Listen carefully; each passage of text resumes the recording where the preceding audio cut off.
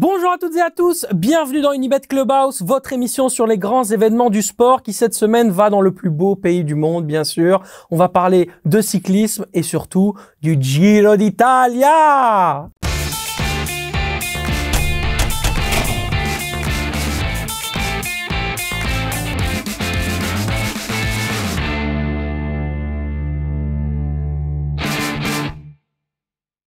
Et pour ce faire, je suis avec Xavier. Comment ça va, mon Xavier? Pas mal, t'as vu, j'ai revêtu mon plus beau maillot rose. La plus belle chemise pour certainement l'un des plus beaux épisodes. En tout cas, on le souhaite, puisqu'aujourd'hui, on est avec un autre spécialiste. Vous aviez adoré leur présence un petit peu plus tôt cette saison. Vous allez certainement encore les aimer. C'est le petit plateau et cette fois-ci, c'est un autre compère de ce podcast qui est présent. Damien Jacobs est avec nous. Comment ça va, mon Damien? Super, merci. Écoute, le podcast va bien, le Giro va commencer, on est un Belge favori. Qu'est-ce que tu veux de plus? Ah ben c'est exceptionnel, effectivement. C'est encore, ça donne un petit peu de piquant, la présence de Remco Evenepoel. On en parlera bien sûr cette semaine parce qu'il y a énormément de choses à dire sur ce Giro. Et d'ailleurs, que ce soit au niveau du tracé, que ce soit au niveau des favoris et des différentes compétitions, dans la compétition, il y a vraiment du grain à moudre. Mais avant ça, on va s'attarder quand même sur l'actualité, les amis, et cette blessure de Tadej Pogačar.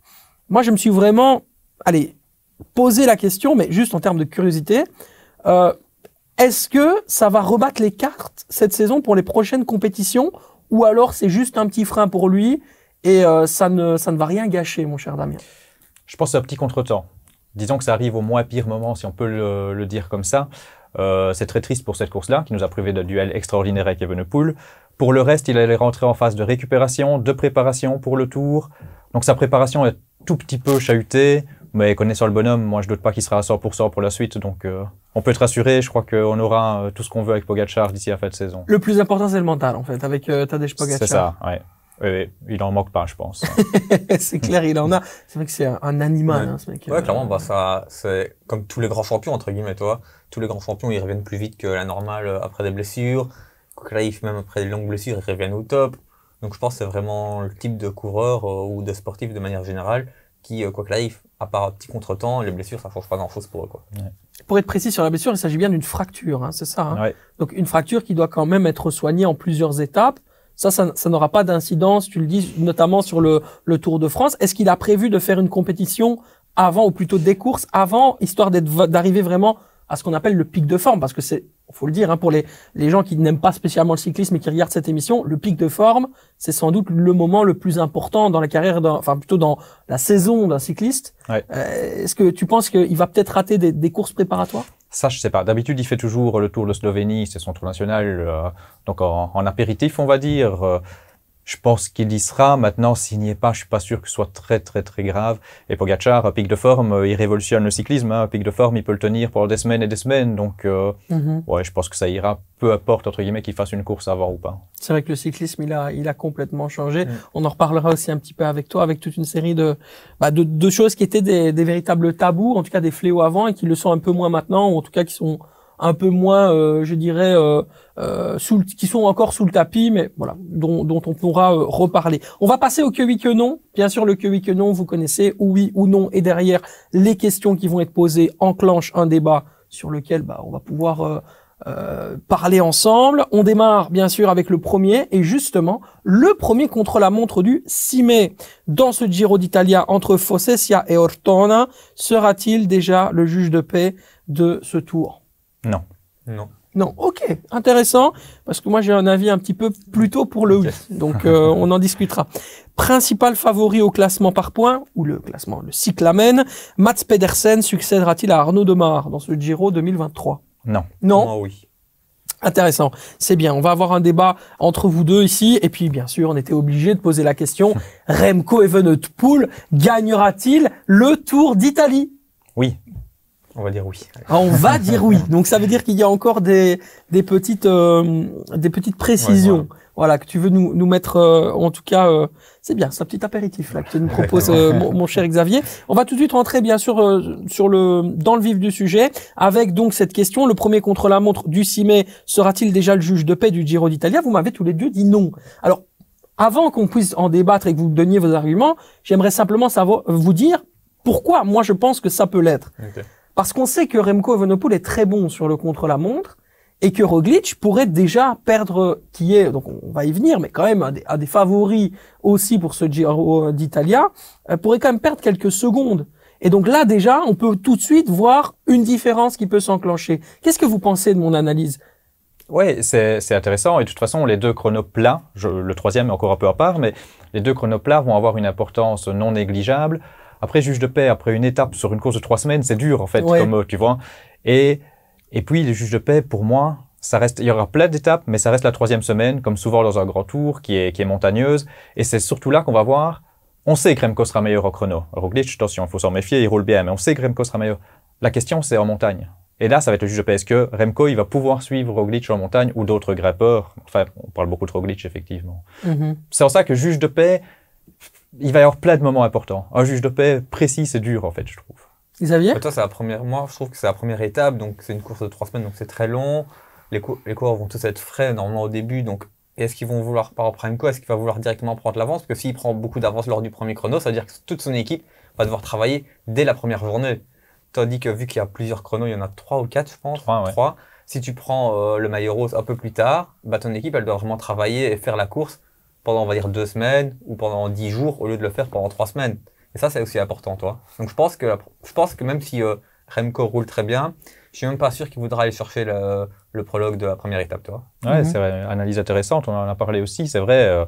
Après, il faut pouvoir contrôler une course comme ça. Hein. Et contrôler sur 3 semaines, c'est difficile. Ouais, il y a une bonne équipe, mais c'est ça. Pas fou, toi. Pas évident. Comment on gère une course de 3 semaines comme ça, Damien, quand on est un cycliste professionnel? Déjà, il y a 2 aspects. D'abord, il y a la préparation. T'en parlais avec Pogacar. On essaye de viser un pic de forme. Ça, c'est la première chose.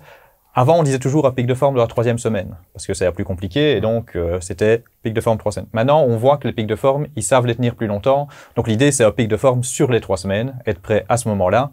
On a vu Evenepoel, par exemple, sur Liège, il est déjà pas mal prêt. Hein, ouais, c'est clair. Donc voilà, ça c'est la préparation. Sur la gestion, alors je vais encore faire une référence à Pogacar, parce que lui, il est à part. Lui, il calcule pas trop. C'est un peu le Mbappé, on l'a dit. C'est souvent ce qui revient. Normalement, tu gères, tu calcules quand même un petit peu tes efforts, tu dois garder de la fraîcheur pour les dernières étapes qui sont les plus dangereuses. Donc tout ça, ça se calcule, on fait pas n'importe quoi, on ne saute pas sur tout ce qui bouge, s'il y a quelqu'un qui attaque et qui est pas très dangereux, on le laisse aller. Voilà, il y a toute une gestion à avoir et comme tu disais, on parlait de l'équipe, c'est pas que pour le coureur, c'est aussi pour l'équipe. L'équipe peut pas s'user, comme tu le disais, sur 3 semaines à tenir le maillot rose comme ça. T'as beau être le meilleur coureur au monde, Pogacar, même sur le Tour de France, même s'il est au top de sa forme, s'il a pas de coéquipier autour, au final, c'est pas lui qui l'emportera, toi. Ouais. Et donc, préserver ses coéquipiers, c'est aussi très important. Surtout que, tu l'as dit, c'est le prologue, mais après, tu as des étapes 13, 16, enfin, la 13e étape, la 16e, la 20e. Enfin, c'est des étapes aussi très, très dures. Ouais. Et c'est vraiment là où je pense qu'il doit essayer de garder un maximum de coéquipiers et un maximum de fraîcheur dans toute l'équipe. Alors, il y a la première, bien sûr, on en a parlé, mais il y a aussi la 9e et la 20e étape qui sera un contre-la-montre. La 20e étape, justement, elle est intéressante puisque c'est un tracé qui est assez violent. Hein. On parle notamment d'une ascension de 7 km avec des passages à plus de 22%. Justement, tu mettais un petit haut là quand tu parlais de celui-là. Celui-là sera peut-être. Alors, dans ce cas-là, le juge de paix, ce qui est sûr, c'est qu'il va falloir être un vrai rouleur pour pouvoir gagner ce Giro d'Italia. D'accord avec mon analyse, Damien? Totalement d'accord, si ce n'est que ce chrono-là, en fait, peut convenir à des grimpeurs autant qu'à des rouleurs. Bon, après, il y a une partie de plat où les rouleurs vont trouver leur bonheur, mais la montée, tu viens de donner les chiffres, c'est un truc hallucinant. Il y a des grimpeurs qui peuvent tout à fait rivaliser avec des rouleurs, ça va être très intéressant. On espère qu'on va pas vivre, enfin, pourquoi pas, un scénario comme à la planche des belles filles qu'on a connu sur le Tour. Pour le spectacle, ce serait bien. Ça dépend dans quel sens. Ouais. Ça dépend si c'est Remco qui est devant à ce moment-là ou pas. C'est clair. Mais oui, donc vraiment particulier. On peut déjà se poser des questions. Est-ce qu'ils vont changer de vélo au moment de grimper ou pas? Donc voilà. Après, avec les deux chronoplats, bien sûr qu'il faut des qualités de rouleur. Et c'est pour ça que Remco et Roglic sont les 2 énormes favoris. Hein. Alors, quand on regarde un petit peu ce tracé, on va en parler ensemble. Il y a 48 cols et côtes qui sont au menu de ce Giro 2023, dont justement le Cima Coppi, qui est un peu le toit du Giro. Et forcément, je sais que vous en avez même parlé dans votre podcast, on refera bien sûr le petit rappel pour nos amis en fin d'émission, mais le Grand Saint-Bernard, à 2469 mètres d'altitude, qui sera franchi durant la 13e étape, cette fameuse 3e semaine dont tu parles. Quelle est votre analyse sur le parcours de ce Giro. On va commencer par Damien. Hein. Ouais, allez, Damien. Bah écoute, si tu bouges les chronos, c'est du Giro classique, c'est-à-dire du Giro relativement calme au départ, et puis semaine dantesque. Moi, plus que cette 13e étape, alors qu'on l'a mentionné, tu as raison, Romain notamment en parlait dans notre podcast, moi c'est la 16e étape que j'ai pointée. Elle vient après un jour de repos. On sait que parfois, quelques coureurs, après les jours de repos, bah, ils réagissent un peu différemment. Il y a une très longue ascension pour terminer, 20 et des kilomètres, col irrégulier. Donc, en fait, c'est ce qui correspond pas à Remco. C'est là où on peut encore avoir des doutes. C'est pour ça que je pointe celle-là, qui est très intéressante. Sinon, oui, ben, ça va être, comme je te disais, dantesque, une 3e semaine assez extraordinaire, avec les chronos qui vont avoir un impact très important sur la façon de courir des différents coureurs. En fait, les écarts qui vont être faits dans les chronos vont faire que, je l'espère en tout cas, on va pouvoir assister à une course offensive. Si les grimpeurs ont perdu énormément de temps, ils vont pas pouvoir se dire, bon, on va attendre le dernier col et reprendre 4-5 minutes aux deux favoris. C'est pas possible. Ils vont devoir y aller tout de suite. Justement, dans votre podcast, je fais le lien. Vous parliez de ces 3 énormes étapes avant d'arriver justement sur ce qu'on appelle la petite balade de Rome. Hein. Ouais. En fait, c'est la dernière étape. Ils sont juste là pour boire un peu de champagne et s'amuser, quoi. C'est comme au Tour de France. Sur ces 3-là, laquelle est la plus importante selon toi? Ça dépendra beaucoup des écarts qui ont été faits avant. Je partirai quand même sur le chrono, en fait, sur le dernier chrono. Je crois que ce sera quand même la plus importante. Donc, on peut dire que, quelque part, les épreuves de contre-la-montre seront les plus importantes dans ce Giro. Ouais, je crois que ce sera prépondérant s'ils se tiennent en montagne. C'est pour ça que je te dis ça, c'est parce que j'ai l'impression que les principaux favoris vont se tenir de près en montagne. Du coup, c'est les chronos qui feront la différence. Xavier, par rapport à tout ce qu'on est en train d'expliquer. Je suis d'accord, c'est comme les chronos, oui, non, ça dépendra si en montagne il y a des défaillances ou pas. Et moi, ce que j'aime bien dans ce tracé, c'est que à toutes les étapes de montagne, t'as que des arrivées en haut du sommet, toi. Par exemple, quand tu prends l'équivalent du Tour de France, souvent t'as des étapes de montagne, mais ils montent et puis l'arrivée c'est en descente, en bas du col. Et moi, ça, je trouve, c'est pas forcément des vraies étapes de montagne, je trouve, parce que les grimpeurs, au final, bah, ils sont rattrapés en descente. Donc c'est ici que je pense que vraiment le Giro, va falloir savoir grimper. Ouais, très espagnol ce Giro. Ça voilà, ressemble pas à la ce que Vuelta. Romain disait justement dans notre podcast, c'est à l'espagnol. Ça ressemble à la Vuelta avec des arrivées, comme tu dis, au sommet très souvent. Moi, ça c'est des vraies étapes de montagne, tu vois. Ça peut être hyper intéressant. On a parlé justement de, bien sûr, du tracé. On va maintenant s'intéresser au cyclamen avant d'arriver, bien sûr, en beauté. Je sais que vous attendez que ça. On va parler de Remco. Vous tracassez pas, ça va arriver. Bien évidemment, le maillot par points. Hein, donc c'est le maillot rouge. Hein, c'est ça. C'est pour ça qu'on l'appelle le cyclamen. Hein. Le cyclamen, il est violet mauve. Violet mauve. Ouais.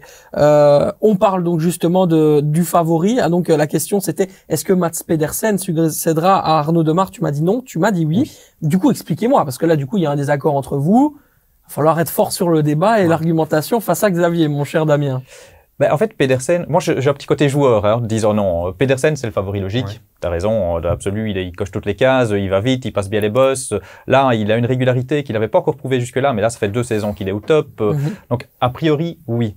Maintenant, Pedersen a fait un début de saison très rempli. Donc, il y a quand même peut-être un peu de fatigue qui s'accumule. Ça, c'est une des premières choses. Le Giro, ça a tes objectifs. Déjà, en fin 2022, il annonçait qu'il participerait, quoi, toi. Donc, c'est quasiment, 6 mois en avance, le Giro, il participe. Donc, tu sais que pour lui, c'est un de ses objectifs principaux. Donc, même s'il a fait beaucoup de courses, je pense que, j'ose espérer pour lui que quand tu te fixes des objectifs comme ça, t'arrives frais, tu vois. Ouais, frais, je sais pas, clairement, c'est un objectif et il sera bon. Et la Trek, il y avait peut-être un double objectif avec Chicone qui finalement sera pas là. Donc, ils vont peut-être tout mettre sur le maillot cyclamen. Donc, ok. Après, moi, j'ai un nom que j'adore, c'est Caden Groves. Et il va super vite. C'est vraiment très, très, très bon sprinter. Là, il a montré au début de saison sur la Volta Limburg, c'est une mini Amstel Gold Race, donc ça monte pas mal. Il a fait un solo, hein, il a attaqué, c'est même pas que sprinter, il a attaqué, il a lâché tout le monde, etc. Et il va avoir une équipe lui aussi totalement dédiée avec Sinkeldam qui est peut-être le meilleur lanceur pour un sprint, etc. Donc voilà, c'est un peu grosse cote, c'est peut-être un peu un gros mot, mais voilà, je vais vers Caden Groves pour la surprise. Tu le disais, c'est peut-être ça aussi la clé. D'avoir une équipe qui va rouler pour toi. Ça va être le cas aussi de Mark Cavendish, je suppose, qui est chez Astana, hein, c'est ça qui est chez Astana. On a quand même aussi ici la chance d'avoir des sprinteurs, entre guillemets, qui vont pouvoir compter sur leurs coéquipiers pour pouvoir faire des points, ce qui est peut-être pas le cas d'un Matthews, d'un Gaviria, etc., qui sont aussi parmi les prétendants par rapport à Pedersen, qui est plus fort effectivement sur le papier, mais voilà, il n'y a pas cette dimension collective en fait, Damien. C'est ça aussi qui pourrait faire la différence. Ouais. Oui, clairement, quand tu as double objectif, c'est difficile. Hein. On a vu plein d'équipes s'y casser les dents. Tout le monde n'est pas jumbo et pouvoir prendre avec Van Aert une chose et avec Pogacar une autre.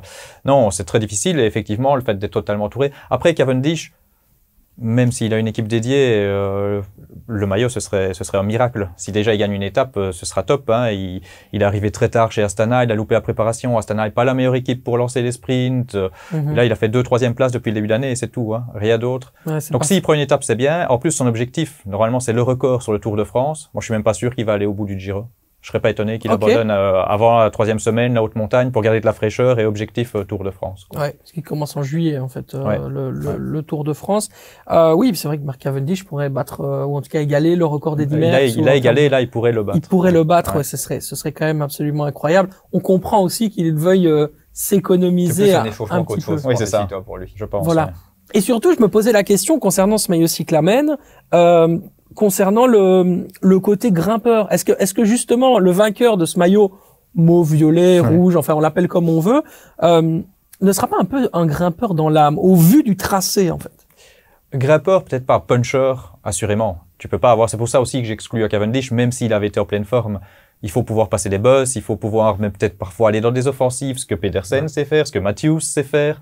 Ce sera un mec comme ça qui peut passer des bosses. Tu parlais de Gaviria. Voilà, Gaviria, je suis un peu plus réservé. Lui est très bon, fait très bon début de saison, mais peut-être pas assez puncher justement dans l'âme que pour. Il s'est passé quelques bosses, hein, mais pas comme les autres. Donc ouais. Après grimpeur, c'est intéressant en fait. Ça fait 10 ans maintenant que ça revient à des sprinters ou des sprinter punchers. Avant, on a vu des grimpeurs et des hommes de général prendre ce maillot. Ouais. Bon, ils ont revu le barème pour que ça arrive de moins en moins, mais sait-on jamais? Avec un Roglic qui voudrait jouer des bonifications et qui ne laisserait aucune étape compliquée aux échappées, etc. Peut pas, bon, j'y crois pas, hein, mais on n'est pas à l'abri d'une surprise. Ça pourrait être vraiment un grimpeur, en fait. La transition est toute trouvée. Vous l'attendiez. Le débat, bien sûr, sur Remco Evenepoel. Gagnera-t-il le Tour d'Italie? Là, il y a un débat aussi intéressant. Hein. Tu m'avais dit oui, et tu m'avais dit non. Je t'ai dit oui, mais t'as dit oui. Mais oui, ouais, c'est ça, à certaines conditions. Oui, voilà. Allez, tu sais quoi, on va te donner la parole. Vas-y, délivre-nous. En fait, comme on en parlait un peu plus tôt, c'est que il va beaucoup dépendre de son équipe. À quel moment il prendra le maillot rose? Enfin, je suppose qu'il vous espérez qu'il va le prendre au moment, mais à quel moment il va le prendre? Si à ce moment-là, il aura toujours beaucoup de coéquipiers, s'il n'y en a pas certains qui ont abandonné pour X ou Y raison. Je pense qu'il a la capacité pour le faire. Après, il y a 2 grands favoris, lui et Roglic. Ça va se jouer, je pense, à celui qui a la meilleure équipe. Pas sur papier, mais l'équipe avec le plus de fraîcheur dans la fin de 2e semaine, 3e semaine. C'est vraiment ça qui va faire la différence. Et vu qu'on est belge, c'est pour ça que j'ai dit oui. On parle d'un parcours parfaitement taillé, en fait, pour Remco Evenepoel. T'es d'accord avec ça, Damien? Ouais, tout le monde l'a dit. Dès qu'on a eu la révélation du tracé, tout le monde a même sous-entendu que ça avait été tracé pour attirer Remco Evenepoel. Bon, ça, j'ai lu à gauche à droite que ça ne se fait pas comme ça. Hein. Théorie du complot, doucement, voilà, doucement. Maintenant, oui, c'est parfaitement tracé pour lui. Ouais. De toute façon, à un moment donné, un grand tour, c'est montagneux. Parce que la seule réserve qu'on a, c'est qu'on n'a pas encore toutes les références en très haute altitude, etc. Mais avec les chronos, là, oui, c'est parfaiement taillé pour lui. Et est-ce que tu dis sur l'équipe? Moi, j'entends beaucoup... enfin, ça commence un peu à changer, mais on dit beaucoup qu'ils ont une équipe un peu plus faible. Oui. Et en fait, je les trouve très très bons. Ils n'ont pas des grands noms, mais... Bons, c'est juste que je pense qu'ils font pas partie, on va dire, du top comme Jumbo ou autre. Tu vois ce que je veux dire? C'est une bonne équipe, mais c'est pas genre... on va dire, comme si je fais une comparaison avec le foot, c'est pas le Real de Madrid ou Manchester City, tu vois, c'est une bonne équipe. Mais qui est juste un petit peu obtus des autres, quoi. Je vais continuer la comparaison. Je vais dire c'est l'Union que personne n'attendait, mais qui est très bon sur le terrain, en fait. Je trouve ils ont une équipe, ils ont pas des très grands noms, à part peut-être Van Wilder, qui est super espoir. Mais oui, collectif, quand on voit ce qu'ils ont fait encore sur Liège-Bastogne-Liège, des séries, des Vervac, c'est vraiment costaud. Après, faut pas oublier que Jumbo, là, ils viennent d'avoir ces 2 ou 3 défections pour cause de Covid. Donc, la qualité de l'équipe baisse pas mal aussi chez eux. Après, ce sera quand même, c'est très important l'équipe, mais ce sera quand même de l'homme contre homme. Primož Roglic a quand même un sacré coup de pédale, hein. Ça aussi, il est capable de te mettre une petite minute dans les dents quand il est en grande forme. Qu'est-ce qu'il a de plus que Remco Evenepoel? Ce qu'on est sûr qu'il a de plus, enfin, et encore, parce qu'avec Remco, on est sûr de rien, hein. À chaque fois, on lui trouve des points faibles et puis il les gomme. Mais a priori, c'est un meilleur finisseur. Donc il a un sprint et il sait terminer des étapes et prendre la bonif, plus peut-être faire un petit écart, une petite cassure, 5 secondes par là, 10 secondes par là. Voilà, ça c'est une chose. La deuxième chose, on a des références. C'est-à-dire que si on a du tout grand Roglic, paradoxalement celui qui a perdu le tour face à Pogačar, mais c'était du tout grand Roglic jusqu'à la dernière étape, c'est peut-être le meilleur grimpeur du monde. Là, si on a ce Roglic-là, parce que je t'ai dit oui, Evenepoel, moi dans ma tête, je le disais dans le podcast. Ouais, et en plus, c'est 51-49, moi. Hein. Ouais, c'est parce que je suis belge, peut-être plus qu'autre chose, mais sinon, c'est du 50-50 entre les deux. Donc, on a des références sur Roglic. On a encore des inconnus sur Evenepoel, en fait. Roglic, en fait, je vais pas dire que tous les grands tours, il est présent, mais tu regardes ses 5 derniers grands tours, c'est 3 victoires, une deuxième place, une troisième place. Ouais. Donc, tu sais qu'il sera là. Qu'il sera 1, 2, ou allez, dans le pire des cas, 3. Evenepoel, ben, on l'espère, le tracé lui convient bien, mais il a gagné la Vuelta, donc c'est déjà bien. Mais sur le Giro, est-ce qu'il va être présent ou pas? On l'attend, on est belge, donc on lui donne un peu plus de pourcentage. Ouais. Mais on sait que le concurrent, il l'aura, quoi qu'il arrive. Clairement. Mais Evenepoel, on l'a compris.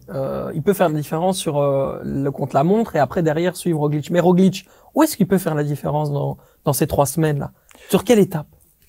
Alors, il y a une question qui est, est-ce qu'il peut le lâcher en montagne sur une étape très difficile, mais vraiment le lâcher, distance et Remco, c'est pas impossible. Donc ça, c'est une des clés pour Roglic. Et puis, comme je te disais, s'il perd, parce qu'on parle beaucoup des chronos de Remco, Roglic était champion olympique contre le chrono, donc je veux dire, il peut aussi limiter la casse. Oui, c'est ça. Et s'il n'est pas loin, voilà. Ouais, c'est ça, et s'il n'est pas loin, je te dis, sur les arrivées comme ça, où il fait des petites cassures, il peut très vite reprendre du temps.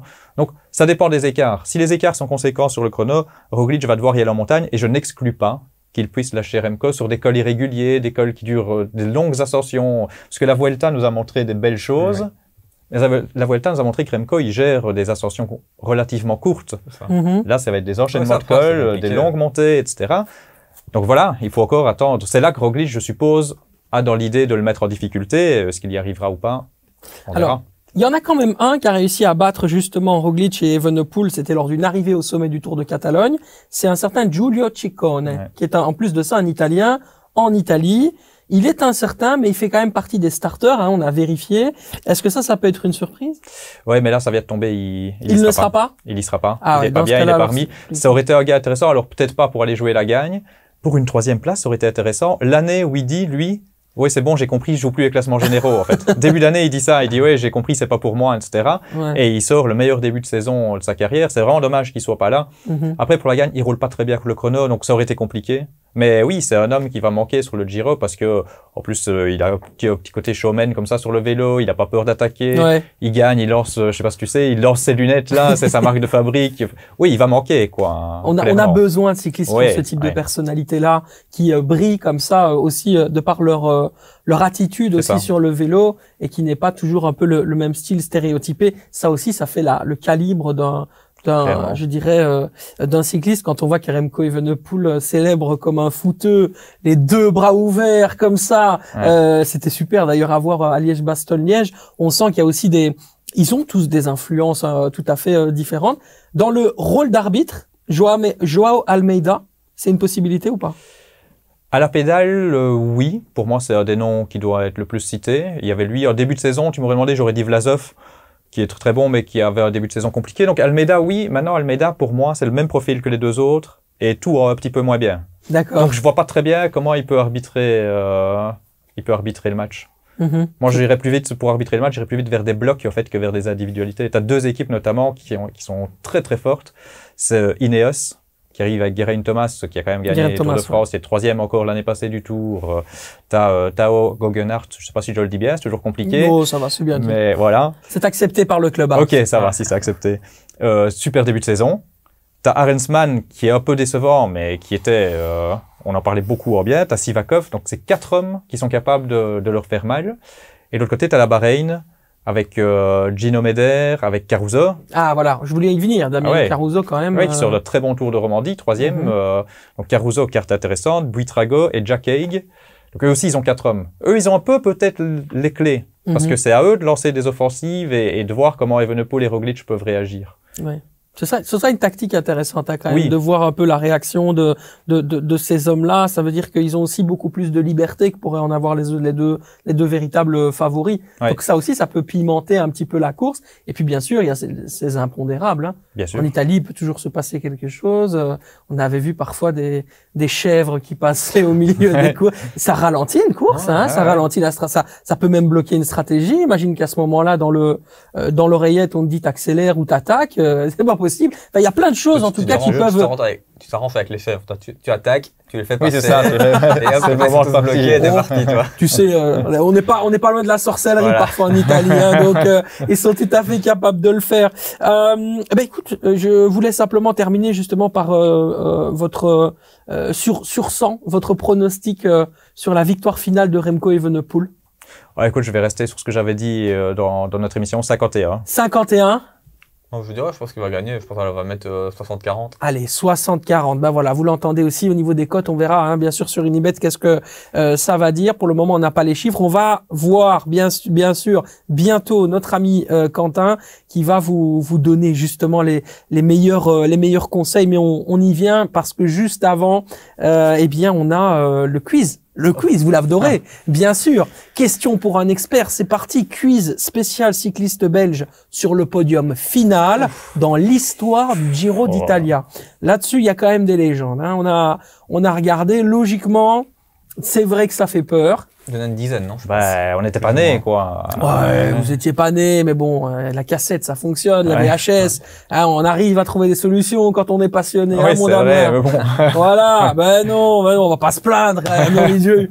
Non, dit Dieu, comme on dit à Liège. En plus, on a 3 Liégeois ici. Ouais. Ça, c'est vraiment une communauté de Liégeois. Hein. On est bien Liégeois. Non, mais je pense que vous allez pouvoir y Allez, arriver. on va voir ça. Alors, bien évidemment, comme d'habitude, c'est le chocolat qui est en jeu, hein, le chocolat de Ken. Apparaîtra-t-il un jour? Il m'a dit en off que ce fameux chocolat arriverait lors de la dernière émission de la saison. On va l'attendre. Comme un happening.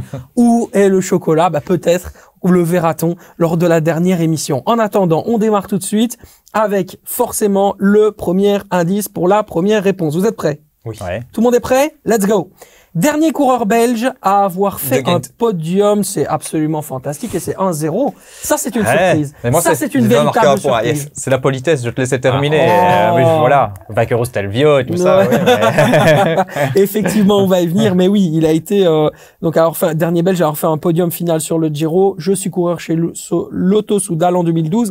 J'ai terminé 3e du Giro, mettant fin à une longue attente de 34 ans pour voir un Belge enfin terminer dans le top 3 du Tour d'Italie. J'y avais remporté cette année-là la 20e étape au col du Stelvio. J'ai aujourd'hui 36 ans. Thomas de Ghent. Aïe, aïe, aïe, aïe, aïe, Il y a aïe, match, il y mon a match. Damien. Ouais. Je suis surpris. Match. Voilà. Je suis Marqué le premier surpris. point, c'est bien. Et il est connu. Il était vif, il était Ah, vif. 3-0, c'est Et en plus, c'était le seul que je devais connaître normalement Ah, de. Aïe, aïe, tu et vois. ça te met une certaine Ouais, là, j'ai responsabilité. une hein, pression, Damien. là. T'as pas la pression, J'ai ouais. une Là, sur la prochaine, il va falloir y aller, hein, parce que c'est une plus difficile, mais je suis certain Aïe. que tu vas l'avoir. Allez, on joue pour le 1 but partout, ou plutôt pour le 1 point partout. Let's go. Cycliste professionnel de 1971 à 1983. De mec. C'est Il a incroyable. étudié, c'est pas possible. C'est Ouais. incroyable. Vaquero belge. C'est incroyable. Et Ça, c'est- Là, et là, c'est on des est sur années une 70. victoire Ouais. face au Là, spécial. c'est. années Ouais, 70. Oh là on peut là rien là là. faire face à ce temps. C'est dingue. Ah, c'est dingue. Bon, bravo, Ouais, jouable, franchement. merci. J'applaudis d'ores et déjà parce que là, on n'a Comme pas ça, Ken, il terminé peut faire le des quiz, économies, mais- il peut garder son chocolat, tu vois.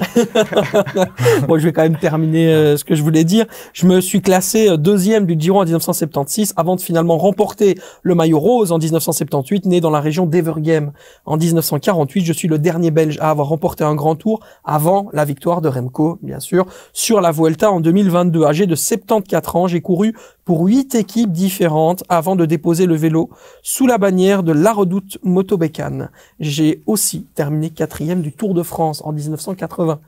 De Meun qui parlait et qui disait dans la presse, non mais j'aimerais bien que Remco gagne, comme ça va m'enlever cette Ouais. Cette pression. cette pression ou cette espèce de de petite écharde là que C'est j'ai dans le pied, j'ai envie d'enlever ça.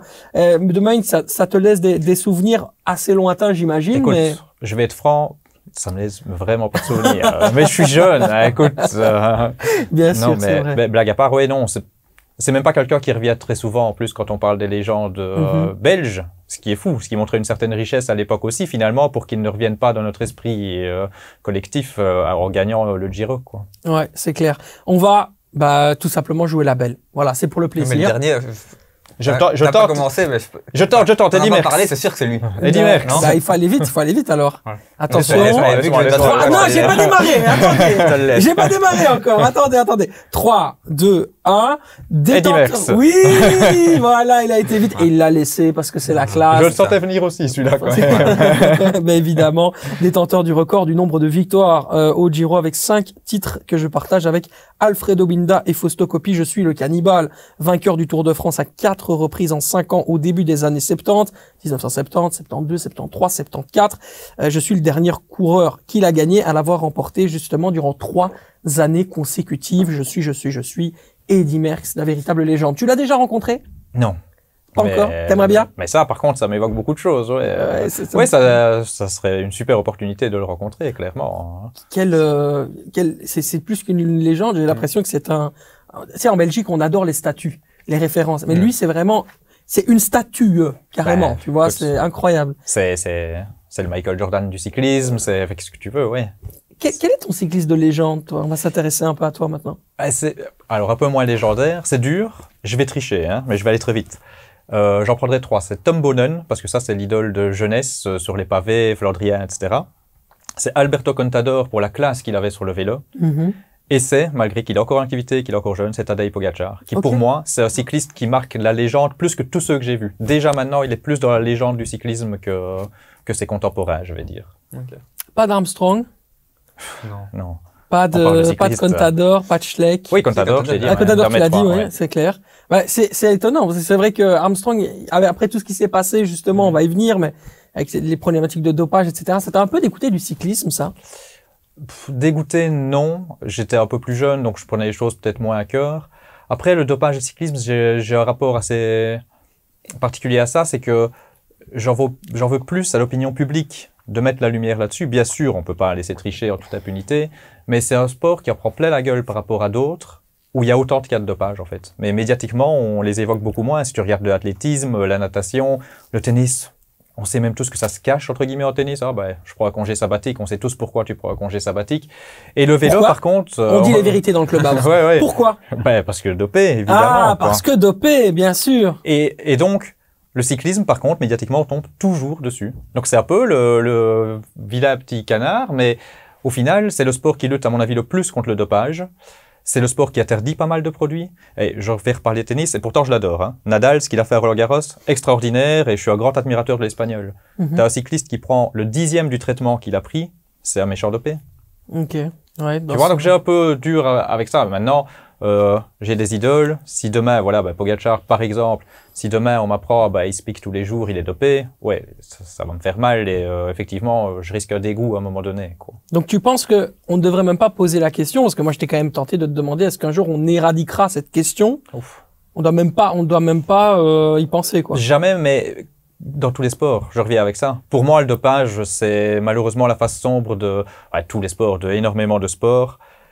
Et tu auras toujours des gens qui veulent tricher un petit peu et ils ont toujours un peu d'avance sur les contrôleurs. Et donc voilà, je crois que dans tous les sports, il y aura toujours une part de dopage. Quelle est ta course cycliste préférée? Le Tour des Flandres. Le Tour des Flandres? Ouais, parce que j'ai commencé gamin avec toutes les... On aurait dû t'inviter pour le Tour des Flandres, alors. Oui, mais je sais que Alexis, ça lui plaît énormément aussi, donc... Oui, c'est clair. Mais voilà, c'est les courses de ma jeunesse. Ludwig de Winter qui était avec nous. Ludwig de Winter était avec nous. Il a participé notamment au Tour des Flandres. Mais c'est Tom Boonen? C'est un lien avec Tom Boonen ou pas? Je sais pas si c'est un lien avec Tom Boonen ou si Tom Boonen a un lien avec le Tour des Flandres. Ouais. Non, c'est les courses de chez nous, déjà. C'est des courses pour guerriers, où il y a souvent beaucoup de spectacles. Donc ouais, c'est des courses qui me plaisent vraiment énormément, et c'est la nostalgie, peut-être, des premières courses que j'ai suivies, quoi. T'as une petite question à poser à notre ami... tant qu'on reste, on parle du Giro en Italie, pour toi, c'est quel est le coureur italien le plus marquant dans ceux que tu as suivis? Ou celui que tu préfères, toi, que tu n'as pas cité dans tes favoris. Qu'on assimile au Giro ou pas du tout? Ou juste italien? De manière générale, italien. Paolo Bettini. Ah, ok. Toujours un rapport un peu avec les classiques, ouais. Finalement. Il y a eu Bartoli, il y a eu Bettini, donc plus des coureurs de classiques que le Grand Tour. Okay, Bettini, j'adorais Bettini. Je me rappelle que j'avais à l'époque des mécènes. Ouais. J'avais sa PP. Moi, ma PP, c'était Bettini. Ah ouais? ok. Bettini qui gagne comme ça. C'était, je sais pas, sur une Liège, classique. peut-être, Oui, quoi. c'était à Ouais. Liège-Bastogne-Liège, effectivement. J'avais démarré mon amour du cyclisme par Bettini, donc ça me touche beaucoup que tu parles Ah ouais, de lui. ben voilà. Écoute, Voilà. très bon choix, très bon Merci, goût. merci beaucoup. Je suis touché. Je suis touché. Je voulais te poser la question sur l'événement médiatique, certainement qui va être celui des prochaines semaines, avec l'arrivée de Netflix dans le monde du cyclisme, parce que ça fait énormément parler. Que ce soit d'ailleurs dans les équipes, que ce soit en dehors, l'intelligentsia entre guillemets du cyclisme voit ça un peu d'un œil, je dirais relativement reculé. On est un peu dans un milieu qui n'aime pas trop voir une approche populaire en disant, on invente même en référence au personnage de la Coupe du Monde 1998 Footix, Ouais. l'expression cyclix. C'est quand même assez dingue. Comment tu vois l'arrivée justement de Netflix et cette série qui va arriver sur le Tour de France? J'aime beaucoup l'intro que tu viens de faire parce que justement, effectivement, sur les réseaux sociaux, on voit beaucoup ça. Et moi, je trouve, alors je vais peut-être pas me faire beaucoup d'amis, mais que c'est un discours un peu élitiste. Bien sûr, ça va pas nous apprendre à nous, suiveurs assidus, comment fonctionne le cyclisme, etc. On est d'accord, on n'est pas la cible. La cible, d'abord, c'est le grand public, c'est la première chose. Je trouve ça super qu'on mette le cyclisme en lumière. Donc, ça, c'est un point important. Et même en suiveur assidu, on connaît Netflix, ils savent y faire. Je veux dire, moi, je suis suiveur assidu, je vais adorer regarder ce truc, j'en suis certain. On va avoir des insights qu'on n'a pas nécessairement. Ils savent faire des images assez exceptionnelles. Voilà, ils l'ont fait dans d'autres sports, c'était top. Il n'y a pas de raison que ce soit pas bien sur le cyclisme. Mais tu as raison, c'est pas très bien vu de tous les suiveurs. Bah oui, j'ai vu beaucoup de critiques, effectivement. Tu vas la suivre, alors, Bien cette sûr, je série. vais la suivre. Pour la ouais, ouais. popularité, je pense que c'est top. Quand Oui, tu vas voir, par clairement. exemple, ce qu'ils ont fait avec la F1, les gens, je vais pas dire entre guillemets, ils en ont rien à foutre de la F1, mais c'était presque ça. Et depuis qu'il y a la série, ça fait 4 ans peut-être, Ouais. enfin les temps passent vite, donc c'est peut-être 4-5 ans. Et bah depuis, les gens, tout le monde il est fan de la F1, alors qu'avant ils s'en foutaient. Il y a eu 5 saisons, donc c'était Ouais, il y a donc c'est la 5 ans. cinquième déjà, ouais. Effectivement, ça, Donc, ça, à mon avis, ça- peut-être que ça va être pareil avec le cyclisme. Ouais, mais je pense, t'as raison. C'est ça qui est vraiment important, c'est que ça peut amener des choses au cyclisme. Et puis, tu sais, les critiques de base que j'appelle élitistes, alors que finalement, on a vu quoi? Un trailer. Oui, c'est ça. C'est-à-dire qu'on exactement. attend de voir déjà avant de juger.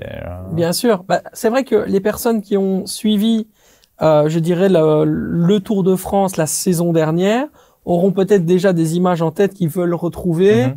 Et alors, dans ce cas-là, auront des attentes par rapport à ça. Que le mec qui n'a pas regardé le Tour de France, mais qui va regarder la saison 1, bah, en fait, il va peut-être juste prendre le plaisir qu'il doit prendre en regardant ce qui se passe, ce qui s'est passé, et suivra avec encore plus d'attention derrière le Tour de France cet été, quoi. Donc Ouais. ça peut donner, c'est un vrai produit d'appel en fait qui est assez intéressant. En plus du fait que Netflix, Ouais. ils envoient quand même beaucoup de sous. Hein. C'est aussi pour ça d'ailleurs qu'ils ont eu tous ces accès en F1 notamment. C'est qu'à un moment donné, Liberty Media leur a demandé de cracher, quoi. Et ça aussi, c'est la différence, c'est qu'aujourd'hui le cyclisme n'échappe pas à la règle mondiale financière qui fait qu'aujourd'hui, voilà, les droits télévisés, c'est quelque part aussi ce qui permet aux cyclistes de vivre, aux journalistes cyclistes de travailler, etc. Donc voilà, enfin c'est un peu cette vision-là que je partage. Je sais pas si tu veux ajouter quelque chose, mon Non, Damien. non, mais je t'entends parler. On voit hein, ces dernières années que c'est une révolution aussi dans le milieu du cyclisme, l'aspect argent, effectivement, les salaires, etc. On en parle de plus en plus. Mais bien sûr, on rentre dans un monde, je vais pas dire qu'on se dirige vers le foot, mais on arrive avec des grosses équipes, un Big Six, où il y a beaucoup plus de moyens, où dès qu'il y a un bon coureur, on le signe, etc. Donc on rentre aussi, oui, dans une nouvelle ère de cyclisme. Alors ça, on aime ou on n'aime pas. C'est vrai que ça a toujours des avantages et des inconvénients. Mais qu'on puisse avoir plus de moyens dans le cyclisme, c'est bien de toute façon. Ouais, bien sûr. Et quand on voit notamment les sponsors de la Team UAE, Ouais. Émirats Arabes Unis, propriétaire de Manchester City, Bahreïn, bien sûr, c'est un État, donc c'est un État qui va investir dans le sport pour son image de marque. Et puis, on parle quand même du groupe Ineos qui a quand même à sa tête un certain Jim Ratcliffe qui possède quand même le GC Nice, qui est en lutte pour posséder Manchester United. Donc aujourd'hui, le cyclisme aussi est un espèce de pouvoir de soft power en tant que tel, quoi. C'est vrai que cette dimension politique du cyclisme, on n'en parle pas assez, Damien, mais elle est bien présente. Ah oui, clairement. Mais il y a toutes les équipes, comme tu cites, et il y a les courses. Le Tour d'Arabie Saoudite, le Tour de Mans, tout ça, effectivement, il y a un soft power qui est très présent et de plus en plus. Oui. Allez, on va revenir bien sûr au sport et au Giro d'Italia parce que c'est venu le moment de parler avec notre ami Quentin. C'est le super pari de la semaine. Quels sont tes conseils sur base des débats que nous venons d'avoir en plateau? Alors, pour moi, les contre-la-montre peuvent être décisifs pour la victoire finale et notamment les 2 chronos à plat, comme l'a dit Damien précédemment. Et Remco est bien entendu le favori à ce niveau-là. Donc, mon choix irait un petit peu plus vers Remco. Mais attention, mise vraiment très, très, très modérée parce que Roglic, la cote, elle est très, très belle et elle est quand même aussi tentante. Ah, c'est intéressant. Est-ce qu'on peut avoir les chiffres? On les a ou pas? 1,70 pour Remco et 3 pour Roglic. 3 pour Roglic. Ah oui, ça c'est vrai que ça va faire titiller mon ami de gauche ici. Hein. Enfin, mon ami à gauche. Je sais pas s'il est de gauche. On va parler de politique. Ça, on va pas non plus s'en regarder. aller, mon cher Damien. Mais 3, c'est quand même une belle cote, Xavier. Ah, c'est vrai. Toi, tu la tenterais ou pas? La petite poste dans comme d'habitude, hein. Non. Attention, avec modération, jouer responsable avec une ibet. Tac, toujours. La petite poche, quand vous avez acheté le sandwich, toujours responsable. Mais 3, c'est bien. C'est bien, mais enfin, moi, personnellement, je la tenterai pas parce que je n'aime pas parier sur Les choses que tu ne connais pas. Bah, pas que je connais pas, mais le vélo, en fait, tu vois, on va dire au foot ou dans un autre sport, tu as 2 candidats, une victoire, point. Ouais. En cyclisme, tu as 200 coureurs, et tu en as un qui gagne. Et donc, c'est Oui. plus compliqué, voilà. Après, la victoire finale. Mais la c'est cote est quand belle, même- toi, ça, voilà. Ouais, parce que pour une victoire finale, tu arrives quand même à avoir un pronostic assez Ouais. resserré qui te permet d'avoir une certaine lisibilité. Ouais. Par contre, effectivement, je sais pas si ça t'est déjà arrivé de miser sur des courses, tu sais, des coureurs, t'as des cotes à 75, 80, 90, c'est trucs. Et ils gagnent, hein. Le Oui, pire, oui. c'est qu'ils gagnent. Oui, bah, c'est ça le prono dans le cyclisme en fait. C'est compliqué. C'est totalement autre chose que dans le foot. Voilà, c'est pour ça que. Il faut accepter de perdre pas mal de fois pour prendre une belle cote au bout du compte. Ouais. C'est un peu comme le tiercé, quoi. Ouais. C'est ce côté-là. Ouais, mais on. Ou le il y a quand même casino. plus d'analyse Allez, on va que dire le le tiercé. Il y a casino. quand même plus Quand tu d'analyse joues à que la le tiercé. roulette, voilà. ouais. Faut tomber sur le bon C'est chiffre. ça. Bon, en tout cas, merci beaucoup, mon Damien, d'avoir été Merci là. beaucoup pour l'invitation. Un plaisir. C'est pareil, c'est pareil. Merci d'avoir donné ta lumière et d'avoir apporté justement ton savoir concernant ce Tour d'Italie. Merci mon Xavier. Avec plaisir, c'est ça. Quant à nous, on se retrouve dès le 25 mai prochain.